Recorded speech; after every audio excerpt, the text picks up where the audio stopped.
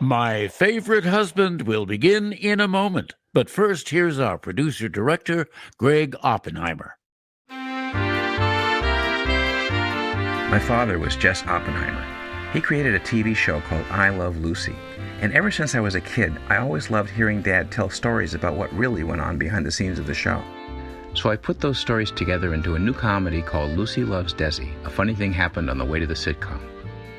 Growing up with a comedy writer, I was exposed to a constant stream of one-liners and funny remarks.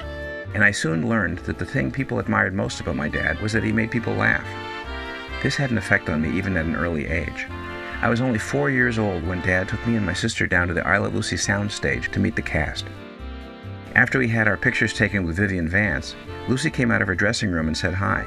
Then she knelt down right in front of me and flashed me a big, friendly smile as she asked, "Where did you get those big brown eyes?" And I said, "They came with the face." Lucy laughed so hard she nearly fell over. Now, how am I ever supposed to top that?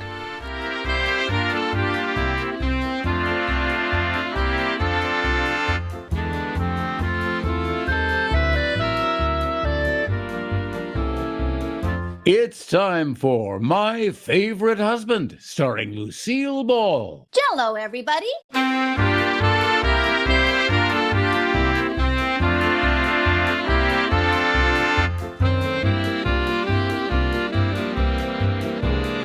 Yes, it's the Gay Family series starring Lucille Ball with Richard Denning, transcribed and brought to you by the Jello family of Red Letter Desserts.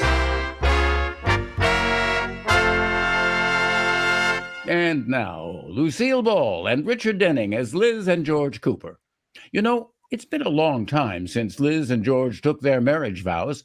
10 whole years since Liz answered the preacher. Do you promise to love, honor, and obey? I do. Even after 5 years of wedded life, Liz's answer was still the same. Now, let's not argue, Liz. Remember, you're my wife, and you have to love, honor, and obey. I do? And how many marriages can claim that 10 years of marriage haven't changed even one word of the loving wife's answer? Confidentially, Liz, when you and George have an argument, who wins? I do. Even so, the Coopers, Liz, busy young matron, and George, busy young fifth vice president of the bank, are one of the few couples we know who live together and like it. And now let's look in on the Coopers. It's afternoon, and we find Liz Cooper entertaining her Tuesday Bridge Club. Throughout the room, there's a quiet concentration on the cards. I've never seen such a thing, have you? I mean, really. What did you expect her to do? After all, she's Wasn't been it the married most to amazing her thing? for Really? years. Do a thing like that? How could she? Iris. Huh? It's your bid, Iris. Oh, okay, Liz. One club. Say, did you get a load of Peggy Martin's dress at the dance Saturday? One heart. Yeah, what there was of it. One no trump. How do you suppose she held it up anyway? 2 diamonds. Who knows? All I know is every man in the room was waiting for her to exhale. Don't I know it? Rudolph's eyes bugged out like a bullfrog with an overactive thyroid. And the way all the husbands fought to dance with her, it was sickening. Well, at least my Chuck didn't ask her to dance. How could he when you tied his coat to the back of the chair? Well, it kept him from making a fool of himself over her, like some other people's husbands I could name. Marge, are you referring to George? Well, if the shoe fits. George did not dance with her once. No, but he sure intermissioned her on the terrace. Now listen, Marge. Girls, are we going to play bridge or not? But Iris, don't you hear what they're saying? I hear them, but it's getting to have an awfully familiar ring. Every time we play bridge, we discuss the same thing. Peggy Martin, Peggy Martin. Peggy Martin. But why not? She's the biggest female wolf in town. Yeah. I don't get it. Every time there's a club dance, all the men are hanging around Peggy Martin. What's she got that we haven't got? No husband. Hey, wait a minute. That's it. That's the clue to the situation. Sure. If she were married, they wouldn't give her a tumble. Exactly. So there's only one thing to do. We'll have to find her a husband. I'll make the sacrifice. She can have Rudolph. Yeah, well, thanks anyway, Iris, but Rudolph isn't exactly... Don't go on, Liz. I know what you mean. Well, I don't know where we'll find him, but for self-preservation, it's up to all of us to find Peggy Martin a man of her own.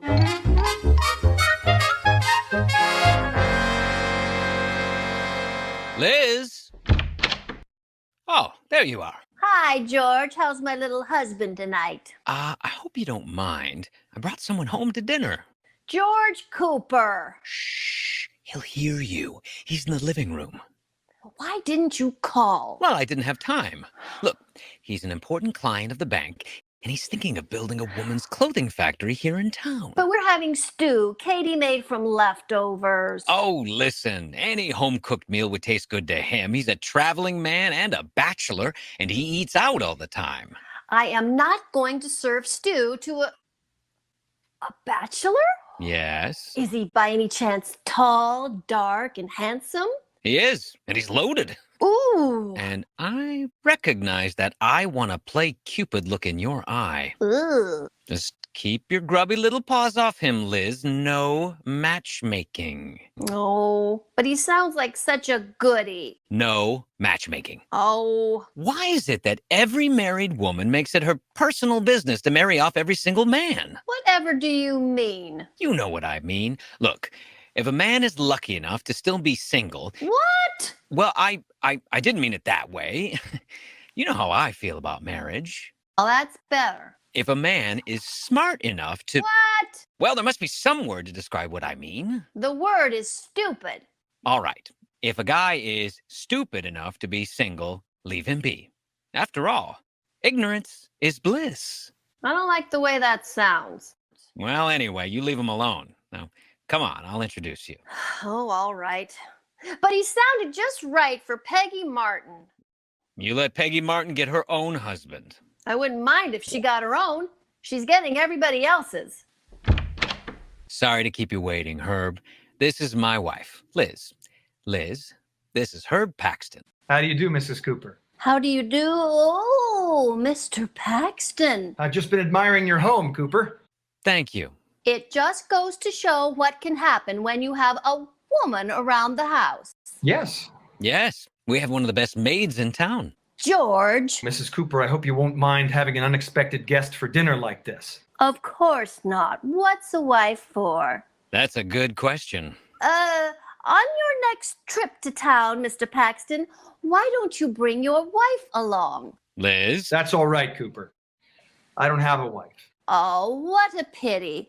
A handsome, charming man like you. Well, Paxton, I certainly hope you see your way clear to building your factory here in town. Well, everything so far looks very favorable. Mr. Paxton, could I ask you something? Why, certainly.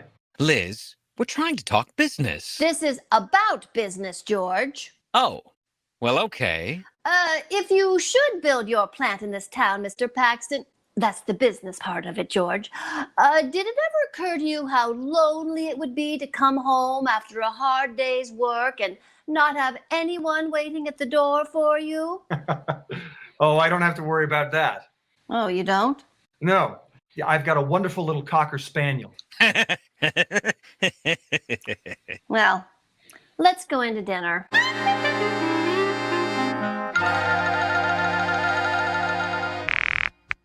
Hello? Iris? Yes? Put away your harpoon. I've located your fish. Who is it, girl? A business friend of George's. He's luscious and loaded. Did you arrange for him to meet Peggy Martin? Not yet. George wouldn't let me. Ah, nuts. But I did find out he lives at the Sheridan Falls Hotel, and I'm going down there and take care of that little matter right now. Oh, Liz, you'll get the Bridge Club Achievement Award for this. Well, I don't want any award. If you'd seen him, you'd realize this is fun. Well, if you're too busy, Liz, I could take some of my valuable time and go down to see him. Oh, no, you don't. I'm making this sacrifice. Oh, well, let me know what happens, girl. I'll buzz you the minute I get back and give you the scoop.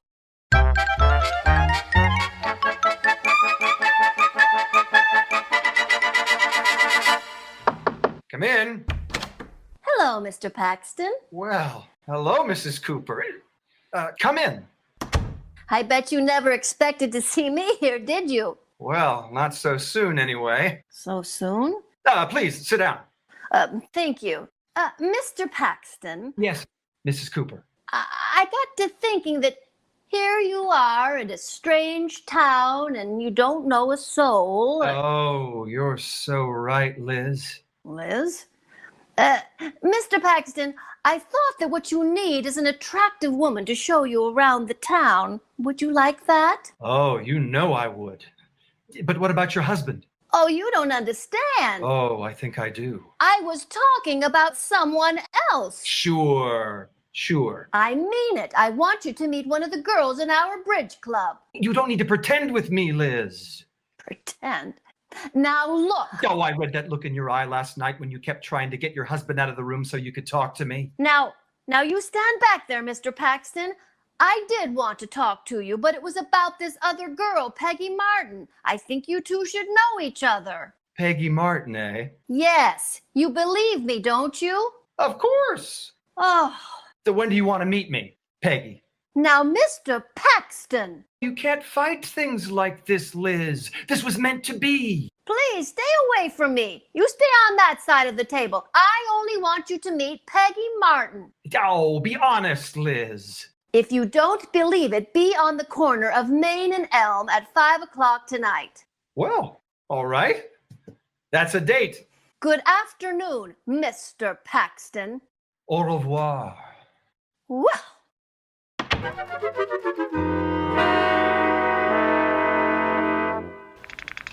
All the tough breaks. Hello? Iris, this is Liz. Well, give, girl, give. Oh, nothing juicy. I've hit a temporary snag. What do you mean? I had a date set with Paxton for 5 o'clock on the corner of Main and Elm. I just called Peggy Martin and she's out of town. Oh, phooey. What are you going to do? I called him back, but I can't get in touch with him. I'll have to go down to Main and Elm myself and tell him it's all off.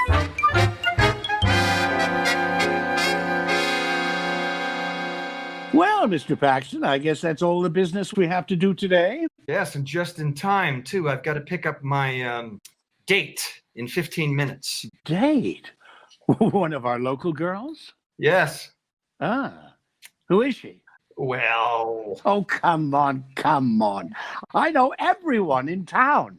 Who's the lucky girl? Well, I guess I can trust you not to blab it around. She's married. Oh, no! Yes, she came right down to my hotel and begged me to go out with her. Oh, you devil, you. And she kept telling me she was really making the date for a friend. Oh, that old dodge. Well, hey, I've got to get going. Which way is Main and Elm? 3 blocks down and 2 blocks to the left. Paxton, I don't suppose you'd want to tell me her name, would you? Atterbury. I'm sorry. I shouldn't have asked. Well, I better be going. I don't want to keep the little lady waiting. Goodbye. Oh, this is too good to keep. George boy? Yes, Mr. Atterbury? George, Paxton just left here, boy. He's got a date. Well, what about it? She's married. No kidding. Who is it? I didn't ask him. Of course not. Come on, boy. Come on where? We're going to take a little ride past the corner of Main and Elm and see who it is. Isn't that being a little bit sneaky? Sneaky? It's despicable. Get your hat, boy, and let's go.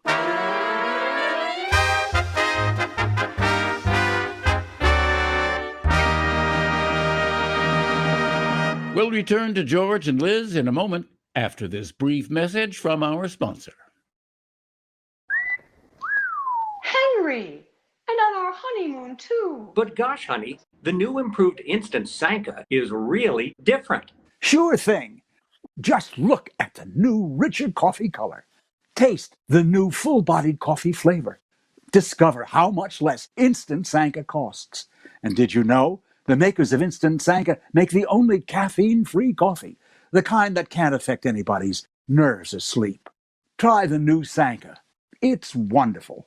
From General Foods, the makers of Jell-O. And now back to my favorite husband. As we look in on the Coopers once again, an interesting situation is developing at the corner of Elm and Main. Liz Cooper is standing on the corner waiting. Herb Paxton is approaching from one direction, and George and Mr. Atterbury are driving by from another direction. One more block, boy, and we'll find out who Madam X is. Yeah. Boy, her husband must be a real stoop. She's probably someone we never suspected. Probably. Hey, we should really have called the girls and told them about this. Oh, they'll never forgive us for not taking them along. Liz would give her right arm to be here. Yeah. Well, here's the corner. Do you see anybody? There's a woman in front of the drugstore. Oh, yes. Yeah. Say, she looks cute from the back. Yeah. She looks familiar. I can't seem to place her. There's Paxton. He's talking to her. Oh, she's the one, all right. Drive slowly, George. Yeah, I am. Now she's turning around. Yeah, now we can see her. Now we can... Oh, Gad! Liz! George, you idiot. You've crumpled your fender. Oh, that's nothing to what I'm gonna do to Paxton. That big home wrecker. He was such a good account, too. Well, go ahead, boy. Oh, there's George. What are you doing here? I'll talk to you later. Oh, Mr. Atterbury. Shame! All right, Paxton, put up your dukes. George! Now listen, Cooper, let's not be hasty. Try this for size. Oh, nice work, boy. You really crumpled his fender.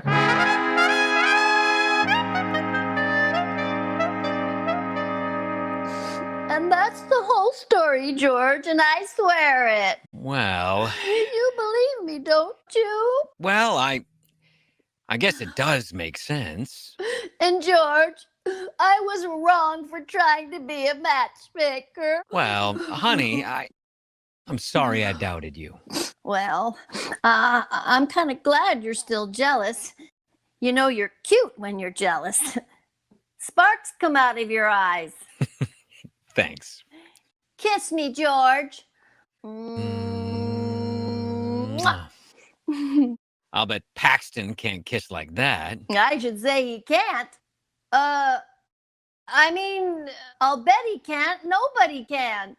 Well, now that's better.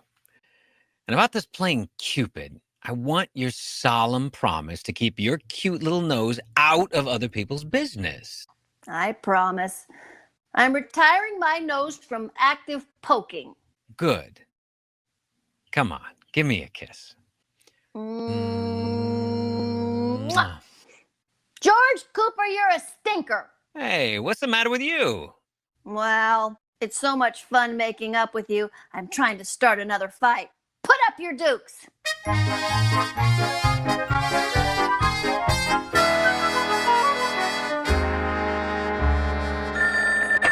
Hello? Well, girl, how's the Paxton caper coming along? Iris, I told you this morning, I promised George I'd have nothing more to do with getting Paxton married. I know. So when are you going to call him? I'm not, Iris. I'm through with meddling. It gets me into too much trouble. You Benedict Arnold, you're ratting out at the crucial moment. What do you mean? I just saw Peggy Martin at the beauty parlor. She's seen Paxton and she's dying to meet him. Black eye and all. Well, there's nothing I can do about it. My nose is tied behind me. I told Peggy to be at the hotel at 5 o'clock, and you're the only one who knows Paxton. I'm sorry, Iris. I won't break my word. You don't have to. What do you mean? Just go along and introduce him to me.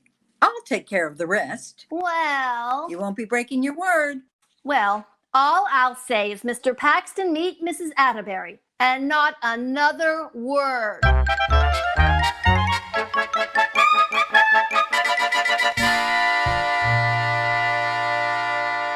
Here's Paxton's room, 459. Now remember, Iris, when we go in there, it's your show. I'm just the MC. Don't worry, girl. Leave everything to me. Hello, Mr. Paxton. Mrs. Cooper! Mr. Paxton, let us in. Go away, Mrs. Cooper, please. I only have one eye left. Mr. Paxton, this has nothing to do with me. I want to introduce you to my friend, Mrs. Atterbury. I saw her. Never mind. Well, Please, she has something important to say to you. Mr. Paxton, this has all been a mistake. Oh, he's a dreamboat. Iris. Huh? Oh, Mr. Paxton, all Liz wanted you to do was to have a date with Peggy Martin. Honestly. You mean that was on the level? Yes, I was just down there to tell you she couldn't make it that night. Oh, well, I certainly owe you an apology, Mrs. Cooper. Well, I guess it did look strange. Peggy's down in the lobby now, waiting for you, and she's a doll. Well, I guess the least I can do is go down and meet her. Attaboy, dreamboat. She's wearing a red carnation. Okay. Oh, say, I was just unpacking a whole new line of negligee samples. Take a look, see how you like them. All right. Oh, swell. If you see anything that fits you, you can have it wholesale. I'll be right back. Well, don't hurry. I want to try on every one of these. Okay.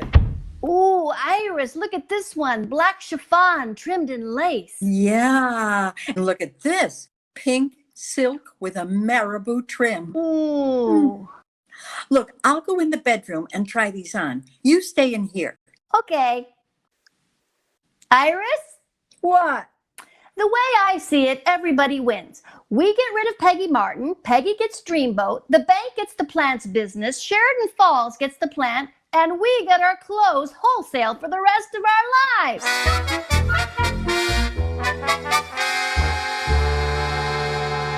George, I hope you don't mind my insisting you come down here to the hotel and apologize to Paxton. No, I wanted to come over anyway. I'm really pretty ashamed of the way I jumped to conclusions. Oh, here's his room, 459. Well, why don't you knock? Well, I wonder if we're not being a bit indiscreet, George. What do you mean? Well, after all, Paxton is a gay, carefree bachelor. He may not be alone. Well, shall we go back to the lobby and call? Oh, no. I guess it's all right. Yes? Mr. Paxton, I've brought... Oh, Gad! Liz, what are you doing here? And in that outfit? Now, George, before you get mad, I want you to know I can get this wholesale. Well, that's nice to know. Temper. Hey, Liz, if that's Dreamboat, tell him not to come into the bedroom. I'm not decent. Oh, double Gad! There, I'm all right now. Rudolph, what are you doing here? For shame! Huh? How can you do this, Lotus Bud? Temper, Mr. Atterbury, temper. Oh, shut up! Now, if you'll just give us a chance to explain, we came down here We don't need any explanations, Liz. You here in a negligee? You must be out of your mind. Iris, you here in a negligee? He must be out of his mind. Now, listen. Liz, do they think that Paxton, how spicy. Tell me the truth, Liz. I can take it. I introduced Paxton to Iris so she could get him a date with Peggy Martin, and I wouldn't break my word to you. A likely story. He's downstairs with her now. That's exactly what happened. Oh, sure. Now let's have the truth. What? The real truth. Now, just a minute. Wait a minute, Iris. All right, George. If that's what you want, that's what we'll give you. Well, it's about time. Proceed. Well, for a long time now, Iris and I have been getting sick and tired of having you two for husbands. What? What? Yeah. What fun is it for two gorgeous creatures like us being tied to two fat old fogies like you? Old? Fat? Now, just a minute. Oh, hush. Go on, Liz. I can't wait to see what happens. Well, when Paxton came into town, we realized here was the chance of a lifetime. So we threw a few things in a suitcase and came down here for a big wild fling. Yeah? Yeah. And later on this evening, the three of us are going to fly to Mexico City. Mexico City. Hello, Hello, Mrs. Atterbury? Mr. Atterbury. Oh, well, will you tell your wife and Cooper's wife I won't be back for a while? I'm going to have a drink with Peggy Martin. Say, she's all right. Oh, yes. Well, goodbye. Well, George boy, that was Paxton. I guess the girls were telling the truth the first time. Oh, now you believe us. Yes, get ready, and we'll take you home. Just a minute. For being such doubting Thomases, I think you should buy us these negligees. Well, How much are they? $129.50. $137.50. Just a minute. George, will you come here? I want to say goodbye for the girls. yeah, I think so. Well, goodbye, girls. Goodbye. Bye. Yes, we talked it over, and it's cheaper to let you go to Mexico City. Hey, come no, back you here. Don't? George!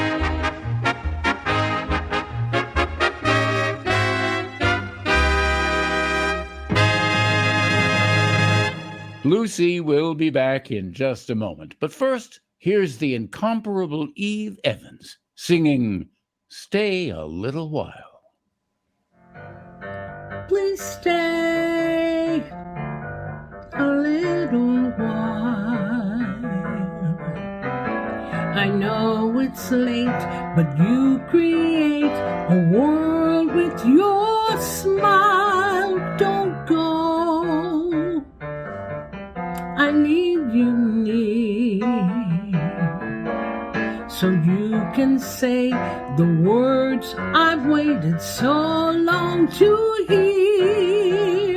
The moment I laid eyes on you, my love began to grow. Well, maybe not at first, but by the second hour or so. It's been a dreary day, and since I met you, things are going my way. Please stay a little while. Please stay a little while. Thank you, Eve. That was lovely. Bob Lamont. Yes, Lucille. Where to tonight? Back to the Middle Ages, Robert, when knighthood was in flower. Mayhaps we can tell how Jello fared with thine ancestors. A little King Arthur music, prithee, William?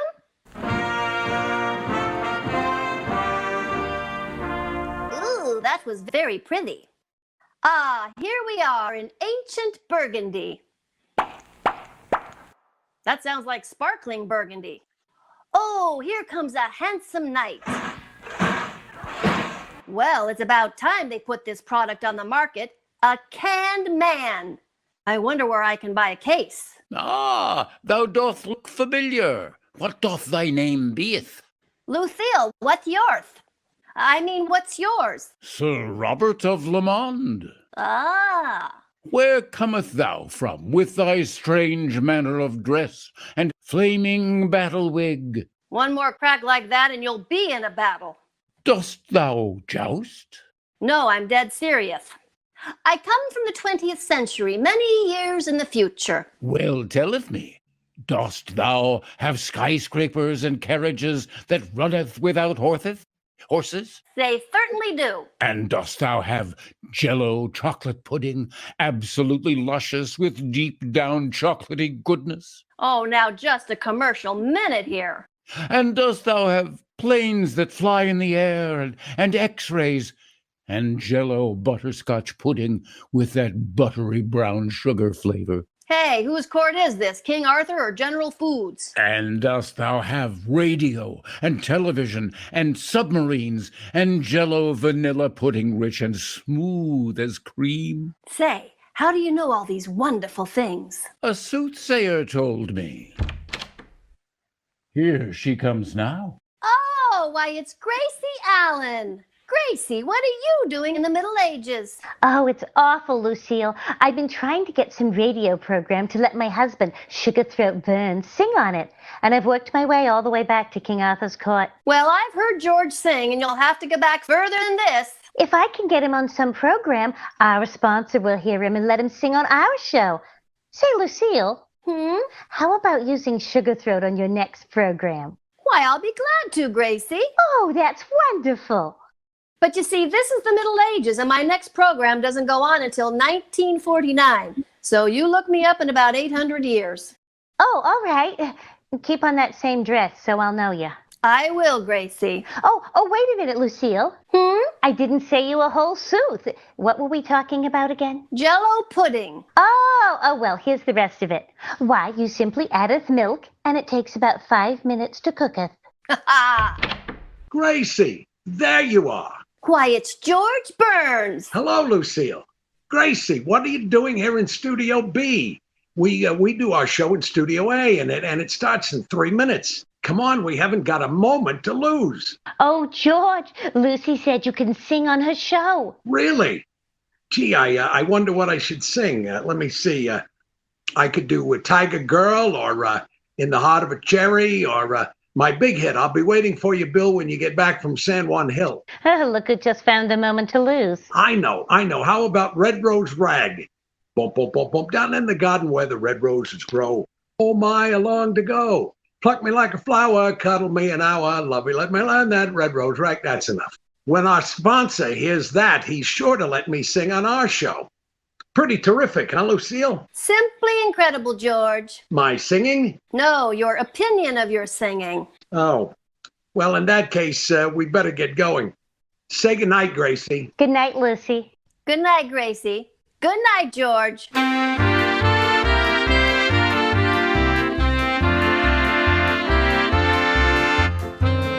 Tonight's online radio theater production of My Favorite Husband was produced and directed by GREGG Oppenheimer, whose father, Jess Oppenheimer, wrote the script, together with MADELYN PUGH and Bob Carroll Jr.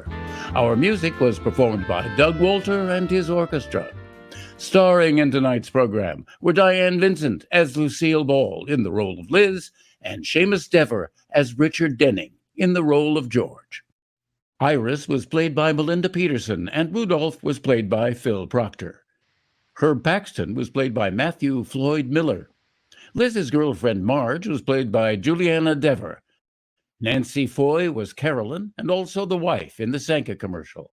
Ivan Curry was the announcer for the SANKA commercial, which also featured Douglas McGrath as Henry. Alison ARNGRIM appeared as Gracie Allen, and Brad Zinn was George Burns. Our special musical guest star was Eve Evans. Her song, Stay a Little While, was composed by Harry Allen, with lyrics by our producer-director, GREGG Oppenheimer. And this is David Osman for Online Radio Theater, wishing you good night and good luck.